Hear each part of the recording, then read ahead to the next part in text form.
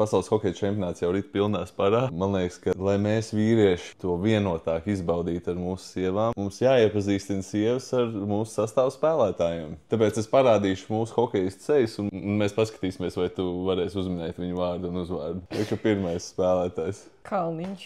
Valdis Kalniņš. Nu, bet paskatieties, bet es nevienu nezinu pats ar sejas. Tās ir vārdsargs. Viņš Maļinskis ir, nezinu, Roberts. Viņš nevar būt uzbrukts, viņš neizstās par tādu. Par ko tu man šitādu triviju varētu iedot? Man liekas vienkārši par jebkuru seriālu. Nākamais spēlētājs. Jā, viņam sejā rakstīts, kurā pozīcijā viņš spēlē. Aizsargs. Viņam visticamāk šobrīd nav zobu vairāk. Tas maina viņa vārdu uz vārdu? Jā, Valdis noteikti.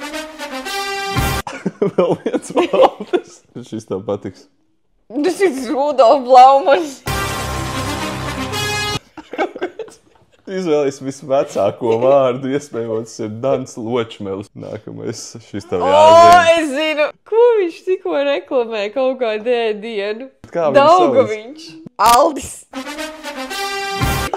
Es iet ar Daugaviņu kopā. Un šis tev tiem vibes. Nu, Batņa viņš nevar būt. Viņš nav Batņa? Nē. Vatņa ir tāds 55-gadīgs onkulis. Paldies, ka skatījāties. Šis bija izglītojošs. Paldies, ka piekrītoši. Tā bija lielākā smiekla deva, ko es pēdējā laikā biju dabūjis.